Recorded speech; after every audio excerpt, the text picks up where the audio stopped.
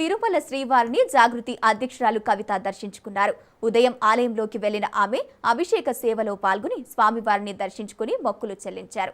దర్శనం అనంతరం రంగనాయకుల మండపంలో పండితుల వేద ఆశీర్వచనం పలకగా ఆలయ అధికారులు తీర్థ ప్రసాదాలు అందజేశారు.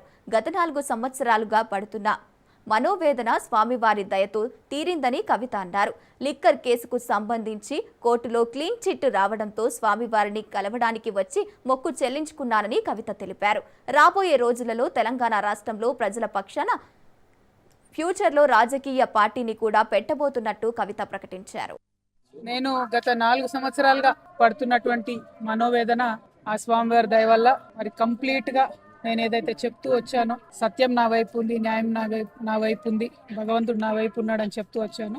అదే నిజమని రుజువు చేస్తూ కంప్లీట్గా కోర్టులో మరి క్లీన్ చీట్ రావడంతో స్వామివారికి కాలినడకన వచ్చి మొక్కు చెల్లించుకుంటానని అనుకున్నాను. దానికోసం ఇవాళ ఇక్కడికి రావడం జరిగింది. నిన్న కాలినడకన కొండకెక్కి ఈరోజు పొద్దున్నే స్వామివారి దర్శనం చేసుకోవడం జరిగింది. మరి అదేవిధంగా రాబోయే రోజులలో తెలంగాణ రాష్ట్రంలో తెలంగాణ ప్రజల పక్షాన తెలంగాణ ఇంటి పార్టీగా పనిచేయడానికి ఫ్యూచర్లో పొలిటికల్ పార్టీని కూడా పెట్టబోతా ఉన్నాను. కాబట్టి దానికి కూడా ఖచ్చితంగా స్వామివారి ఆశీస్సులు ఉంటాయి, దయ ఉండాలని చెప్పి కోరుకొని మరి వాళ్ళు దర్శనం చేసుకోవడం జరిగింది. నేను ఎప్పుడు తిరుమలకు వచ్చినా ఒకటే కోరుకుంటాను, తెలంగాణ రాష్ట్రం బాగుండాలి, తెలంగాణ ప్రజలు బాగుండాలి, ఆంధ్ర రాష్ట్రం బాగుండాలి, ఆంధ్ర ప్రజలు బాగుండాలి. రాష్ట్రాలుగా మనం విడిపోయినా కూడా ప్రజలుగా కలిసి ఉండాలి, ప్రజలందరూ బాగుండాలని మనస్ఫూర్తిగా కోరుకుంటాను. అదే జరగాలని చెప్పి మళ్ళీ ఒకసారి ఆ భగవంతుని కోరుకుంటూ థ్యాంక్ యూ. జై తెలంగాణ, జై ఆంధ్ర.